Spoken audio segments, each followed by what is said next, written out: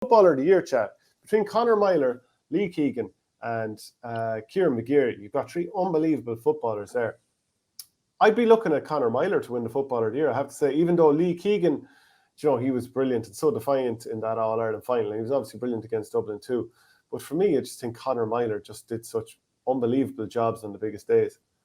When was the last time we had a hurler or Footballer of the Year debate where you cannot confidently call any of the three? You really can't.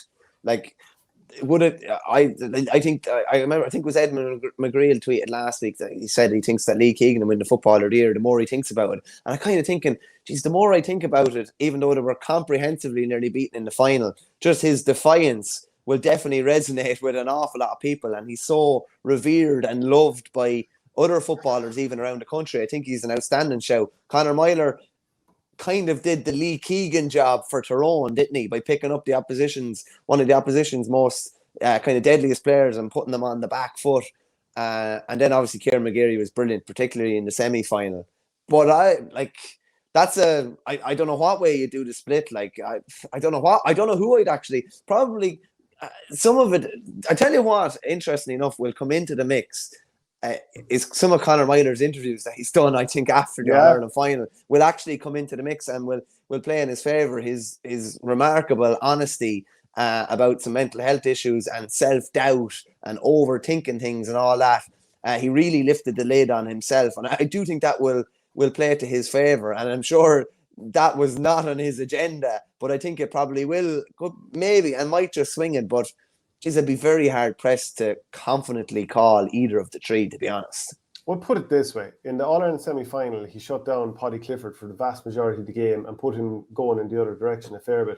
In the All-Ireland final against Paddy Durcan, one of the most important players from Mayo, he certainly won that battle as far as I'm concerned. And he was very strong throughout all the Ulster games as well. Keiran McGeary is really, really good. If I was to try and pick holes, was it something like 4 misses in the semi-final against Kerry? Albeit one of those shots dropped short and ended up being a goal for Conor McKenna after, Jack Barry had tried to flick it clear. But I don't know, I think I interviewed Conor Meyler a couple of years ago, and maybe I just kind of liked him a little bit after the interview. Now, I've interviewed Lee Keegan too, he's sound out. I haven't interviewed Keiran McGeary, so I'm just leaning towards Conor Meyler. A couple of lads commenting here, a couple of people. EH, love the show, lads, keep it up. Lee Keegan, so my beloved Mayo can have some sort of happiness. Lee Keegan, 32 years of age, time for people to select a player that is not from the winning county. And Lee Keegan, for me, says Patrick Hickey. Of course, he did win it in 2016, so it's not unheard of to have somebody from a county that didn't win it lift that award. No, definitely not.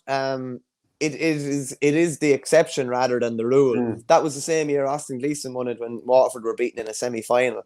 So, yeah, like Lee Keegan is loved. And I think what I really, really like about him is how he looked under not his career looked under pressure, but when Con skinned him for the 2 goals in the semi-final in 19, there was the inclination that his best days maybe have been behind him, and this year definitely suggested otherwise anyway. If you enjoyed this piece of content, please follow us on YouTube by hitting the subscribe button in the bottom right-hand corner of the page, which helps the channel grow. And if you want audio podcasts, go to patreon.com/ourgame.